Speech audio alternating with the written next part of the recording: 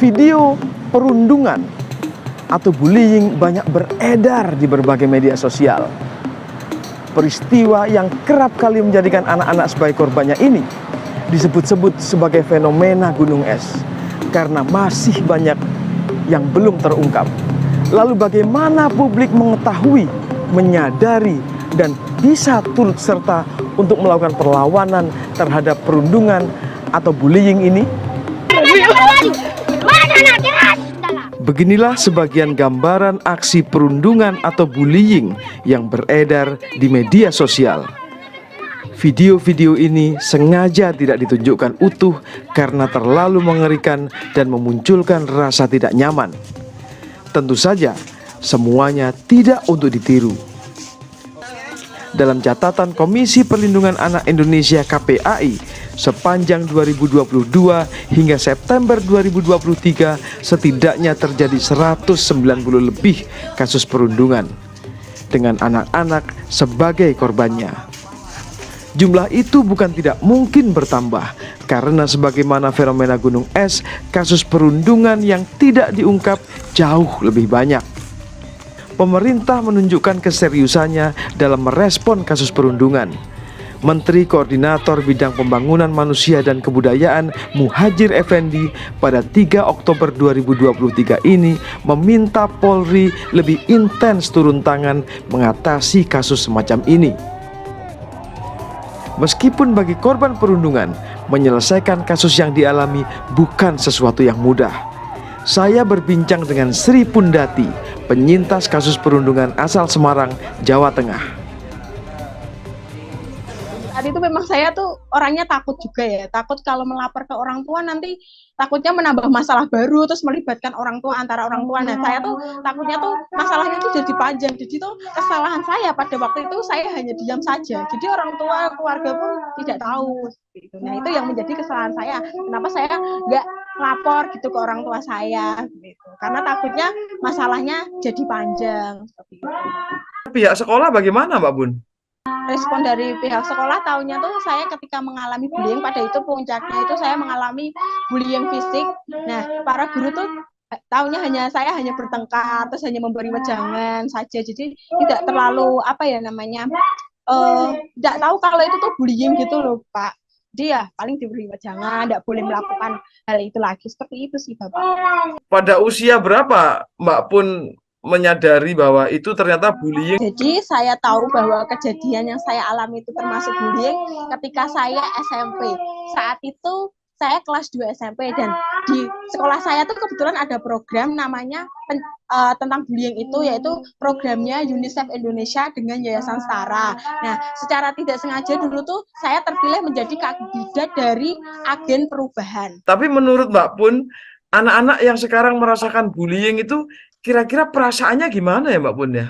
Dari sudut pandang saya tuh perasaannya pasti sedih, takut, merasa dirinya rendah diri, tidak percaya diri, dan bahkan bisa saja merasa tidak berguna karena dia tidak dihargai oleh orang di sekitarnya, seperti itu. Kalau dari ceritanya Mbak Pun, yang paling penting untuk membuat korban bangkit itu korban itu sendiri ya Mbak ya? Gimana caranya bangkit, juga dukungan dari lingkungan sekitarnya, misalnya keluarga. Misalnya kalau dia mengalami bully itu setidaknya dia berani ngomong, berani ngelapor, dan berani cerita sama orang yang dia percaya. Mungkin anak-anak yang zaman sekarang juga sama. Mau ngomong nanti khawatir bapak ibunya marah, gurunya marah. Nah, kalau begitu gimana Mbak Bun? Salah satu cara yang bisa dilakukan apabila itu terjadi di sekolah, maka peranan dari stakeholder itu sangat penting, Bapak. Selama dalam lingkungan sekolah mungkin guru bisa mengadakan tentang sosialisasi bullying. Nah, ciri-ciri apa saja sih yang dialami orang yang membuli seperti itu, nanti akan diedukasi tentang bullying itu sendiri, terus bagaimana cara melawannya, bagaimana agar kita tidak menjadi korban bully itu sendiri, dan pastinya kalau kita mengalami bullying itu kita tuh berani melapor. Paling sulit itu di bidang apanya sih Mbak Pun? Mengajarkan tentang bullying itu menurut Mbak Pun tadi? Mungkin paling sulit itu ketika mengimplementasikannya ya, seperti kayak melapor. Nah itu kan nggak semua orang punya keberanian untuk melapor. Jadi contohnya seperti saya tadi, kan takutnya masalahnya panjang, membawa orang tua, nanti keluarga, lah nanti takutnya masalahnya tambah panjang seperti itu. Tapi kalau misalnya apa tuh namanya kan kalau itu sudah di taraf yang parah bisa dikatakan, nah itu wajib harus melapor seperti itu. Komisioner Komisi Perlindungan Anak Indonesia KPAI, Margaret Aliatul Maimunah menilai ada beberapa faktor yang membuat jumlah kasus perundungan meningkat akhir-akhir ini. Saya kira itu nggak bisa dilihat dari satu potret. Artinya itu ada banyak sisi yang kemudian memberikan pengaruh kenapa kasus ini menjadi semakin banyak. Misalnya salah satunya adalah dari faktor individu yang bersangkutan. Mungkin anak-anak ini dalam kondisi labil, gampang terpengaruh, tidak punya karakter yang kuat, memahami bahwa oh ini perbuatan yang positif yang boleh dilakukan, atau ini perbuatan nggak baik yang nggak boleh dilakukan. Mungkin hal kayak gini belum cukup kuat menjadi karakter yang bersangkutan.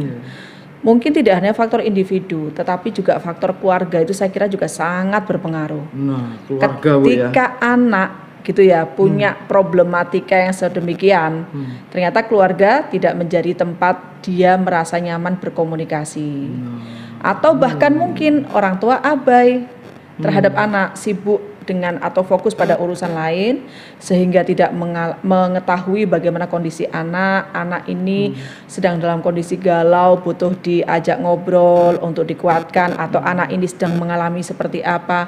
Orang tua ternyata tidak mampu menjawab ini bisa menjadi pemicu juga. Faktor lainnya bisa jadi karena teman sebaya. Ketika di rumah merasa nggak ada yang mengerti dia, dimengerti oleh teman.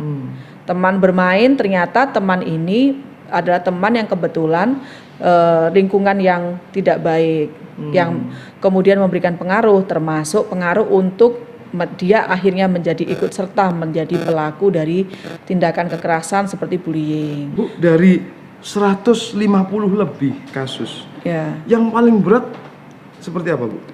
Ya, saya tidak menganalisa satu persatu dari yang masuk ya Pak ya.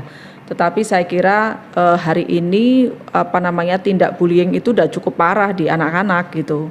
Karena anak-anak itu kan melakukan tindakan kekerasan fisik itu kayak udah nggak pikir bahwa yang ditendang, yang ditonjok, yang diapa-apain ini tuh manusia loh, gitulah. Temannya loh yang harusnya malah dicintai, disayangi, tapi malah kayak perilakunya udah menjadi kayak bukan seorang manusia gitu yang mestinya melakukan praktek mengasihi, menyayangi tadi gitu. Apakah ada yang sampai meninggal, Bu? Banyak. Di tahun ini? Kalau tahun ini ada ya kayaknya. Ada yang saya juga lupa nih, tapi beberapa kasus ada yang sampai mengakibatkan meninggal dunia. Oh ada. Kemarin juga terjadi di pesantren di daerah Lamongan, itu juga ada yang seperti itu. Cuman persis kronologisnya saya kurang tahu, tapi ini terjadi agak mirip dengan kejadian yang tadi saya cerita. Jadi ketika kemudian si anak ini dibawa ke rumah sakit, belum lama proses penanganan meninggal dunia. Nah, polisi sudah mencurigai ada hal yang tidak beres dengan proses ini, akhirnya dilakukan penyelidikan. Oke, kalau penanganannya seperti apa sih, Bu? Bullying ini, Bu? Kalau penanganannya tergantung juga pada kalau KPAI ini kan gini, KPAI ini lembaga pengawasan, bukan lembaga penanganan, bukan lembaga layanan. Jadi kalau dan KPAI ini tugas melakukan pengawasan ini kepada anak, terkait dengan perlindungan anak dan pemenuhan hak anak. Dalam hal anak-anak yang menjadi korban kekerasan, KPAI akan memastikan pertama, kondisi korban ini seperti apa. Pertama, tentu dia akan kita lihat dia mengalami kondisi luka fisik enggak. Luka fisiknya dia ini membuat dia harus membutuhkan layanan kesehatan. Misalnya apakah cukup dengan UKS saja atau perlu dibawa ke rumah sakit. Nah, KPAI memastikan bahwa anak korban yang sedang mengalami kondisi luka fisik seperti itu berarti butuh layanan kesehatan. Dipastikan dia mendapat pelayanan kesehatan. Pada kasus kekerasan itu kan yang paling berat ketika korban meninggal dunia ya. Itu kan kasus yang terberat. Dan tentu juga ketika mengakibatkan korban meninggal dunia, ini kan sudah masuk pada proses hukum ya. Misalnya ada ancaman pidana 7 tahun ke atas karena menyebabkan adanya kehilangan nyawa. Nah, kalau pada kasus seperti ini, pelaku anak tentu akan berlaku yang namanya sistem peradilan pidana anak.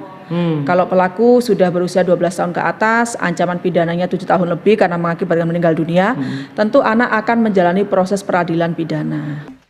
Director of Evidence and Learning Yayasan Save the Children Indonesia, Tata Sudrajat mengingatkan penyelesaian kasus perundungan harusnya menyasar semua pihak yang terlibat. Penyelesaian hukum penting mempertimbangkan kondisi pelaku dan korban yang sama-sama masih anak-anak. Ya, bullying itu atau perundungan sebenarnya salah satu jenis kekerasan ya pada anak yang spesifik dilakukan oleh anak sendiri atau di antara anak gitu ya. Kalau misalnya di pemberitaan yang muncul memang kelihatan fisik gitu ya apalagi terakhir dari belakangan gitu ya. Tapi yang tidak diberitakan mungkin bisa lebih dalam kehidupan sehari-hari yang saya contohkan tadi. Yang sederhana itu kan seringkali terjadi di hampir semua anak-anak. Tapi efeknya kira-kira gimana sih Pak kalau anak diperlakukan kayak gitu Pak? Ya sebenarnya kan mau tidak mau kan bullying itu juga ada soal kalau teori bilang gitu ya power imbalance gitu ya. Gimana itu maksudnya? power imbalance itu jadi seseorang merasa lebih superior pada yang lain lalu dia menekan gitu kan. Oleh karena kelihatan kalau bullying itu selalu dilakukan misalnya atau pada umumnya dilakukan oleh orang yang lebih tua kepada anaknya. Dia mempertahankan superiornya atau misalnya gengnya gitu ya. Atau ya kekuasaannya dalam tanda kutip gitu ya. Atau mungkin juga dalam rangka mencari kelompok-kelompoknya, memperbesar dan seterusnya kayak gitu ya. Sebenarnya kalau anak diperlakukan semacam itu, dibully itu atau apapun lah ya, itu sebenarnya efek bagi anak gimana sih Pak? Ya jelas seperti itu kan namanya juga orang atau anak direndahkan, dia akan merasa dikucilkan gitu ya, merasa rendah diri gitu ya. Tetapi kemudian juga mendorong dia akhirnya mungkin bisa bergabung dengan kelompok itu atau geng itu. Ya biasanya kan bullying grup gitu kan. Akan menjadi pelaku selanjutnya. Bisa jadi. Sebelum jadi pelaku mungkin dia semacam kompornya gitu. Nah ini dia nih. Bullying jangan hanya lihat pelakunya gitu loh. Tapi siapa orang-orang yang terlibat di dalamnya yang ngomorin pelaku. Kalau kita lihat video-video ya, mungkin tindakannya di awal begini, begitu dikomporin orang lain melakukan semakin meningkat terus gitu kan. Yang ngojok-ngojok ini. Ngojok-ngojokin. Pernah ya bahkan perempuan korbannya kan? Iya. Yang lainnya terlibat segala macam terus meningkatkan pukulan-pukulan dan sebagainya kayak gitu. Nah itu yang perlu diperhatikan gitu loh. Oke. Kalau Bapak melihat selama ini kasus-kasus yang muncul di media sosial melalui video-video itu kebanyakan pelakunya Pak ya. Kok pelaku dan korbannya yang ngojok-ngojokin ini hampir dilupakan orang ya. Jarang dibahas. Padahal itu sebenarnya yang mungkin yang memperberat situasinya dan menurut saya ya harus dipertimbangkan kalau misalnya lakukan perubahan terhadap anak-anak itu.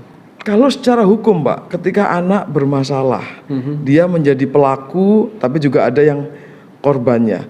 Ini ada yang bilang pihak sekolah, pihak orang tua segala macam itu juga harus dipersalahkan karena sampai membiarkan anak dalam kondisi yang tidak aman. Nah, gitu gimana Pak? Ya anak-anak itu kan memang anak-anak yang sedang tumbuh kembang ya, berbeda dengan orang dewasa. So apa yang ditampilkan anak-anak itu adalah cermin dari perlakuan orang dewasa, mulai dari di rumah, di sekolah terhadap anak-anak itu gitu ya. Nah pada batas tertentu sebenarnya kan itu betul-betul menjadi tanggung jawab penuh orang tua. Sampai pada batas tertentu mungkin anak harus bertanggung jawab sendiri gitu ya. Di dalam undang-undang sistem peradilan pidana anak pun gitu ya 12 tahun kan udah bisa diproses secara hukum kayak gitu. Tapi juga harus dilihat soal apa sih tindakannya gitu ya. Kalau tindakannya termasuk dengan ancaman hukuman berat, nah itu otomatis juga akan berlanjut prosesnya seperti dalam pembunuhan, perkosaan dan seterusnya yang biasanya dilihat dari ancamannya lebih dari 6 tahun atau enggak. Oke. Jadi kalau ada peristiwa melibatkan pelaku anak-anak umurnya di bawah 12 tahun, di bawah, ya. maka boleh dilakukan diskersinya itu. Diskersi itu perdamaian antara kedua belah pihak. Jadi kedua orang tuanya diundang nih, dimediasi. Oke. Tapi seringkali beberapa kasus salah satu orang tuanya nggak nerima. Kalau di atas 12 tahun? Sebenarnya masih bisa juga, masih bisa dibuka ya. Tapi tergantung misalnya bentuk kekerasannya apa, atau dalam bahasa hukumnya yang ringan atau tidak kayak gitu. Ya ringan mungkin misalnya olok-olok di antara mereka gitu ya, atau perkelahian biasa kayak gitu ya. Yang ancamannya tuh nggak lebih dari 6 tahun gitu. Itu bisa, masih bisa di apa istilahnya itu ya? Ya. Kekeluargaan lah bisa. Asal dua-duanya damai gitu kan. Asal selesai. Dua-duanya damai. Yang tidak bisa? Yang tidak bisa kalau salah satu pihak ingin terus secara proses hukum ya lanjut. Artinya ada persidangan terus dari kepolisian, kejaksaan, kesidang dan seterusnya. Cuma catatan kami adalah bahwa untuk setiap bullying ini, seringkali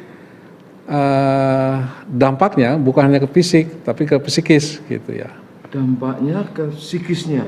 Ke psikisnya juga. Kalau misalnya anak dipukulin ya di depan teman-temannya, teman lain kan. Mungkin 2 hari udah selesai lah lebam-lebamnya ya. Tapi yang di dalam ini. Ya tentu saja mungkin bisa campur aduk ya antara sedih ya dan marah sekaligus gitu ya. Tapi mungkin juga merasa tidak berdaya gitu menghadapi misalnya pelaku bullying yang bisa banyak itu gitu ya. Nah itu campur aduk itu kan menjadi sangat susah buat anak ya. Nah oleh karena itu sebenarnya untuk kasus-kasus ini mengapa sering disebut pelaku dan korban tetap sama-sama anak? Dua-duanya butuh intervensi gitu. Intervensi apa ya? Pelayanan gitu loh. Orang nyebut biasanya rehabilitasi gitu loh. Kalau sekarang penyelesaian oleh negara, ini kan mau nggak mau melibatkan aparat keamanan, artinya negara juga. Menurut Bapak, selama ini bagaimana penanganan negara pada kasus kekerasan pada anak, spesifikasi bullying? Nah sekarang kan misalnya yang di top levelnya ini kan Mas Menteri kan bilang salah satu tiga dosa besar pendidikan kan bullying gitu kan. Dan sebenarnya udah jauh tuh ke pemerintah lewat Kementerian Pendidikan Kebudayaan udah punya tuh peraturan penanggulangan tindak kekerasan di sekolah di satuan pendidikan manapun. Tinggal itu dijalankan. Dan sebenarnya kan sudah ada beberapa program yang kami mengetahuinya juga, misalnya ada di Jakarta, di Bandung dan sebagainya. Dan menarik, yang diajarkan itu sebenarnya bukan bagaimana langsung mengatasi kekerasan, kembali ke dasar, yaitu bagaimana anak-anak diajari tentang santunan, mengingatkan kembali, mengingatkan kembali bahwa misalnya harus berterima kasih ketika ada seseorang yang membantumu. Mengajarkan untuk berterima kasih. Ya. Meminta maaf kalau ada kesalahan. Itu kan kadang-kadang nggak berani kan, hal-hal kecil, tapi kadang-kadang susah untuk meminta maaf kan. Tapi begitu apa dia, efeknya? Iya, efeknya kan dia mengakui kesalahan dan juga menghormati orang yang mungkin dia perlakukan nggak salah gitu ya.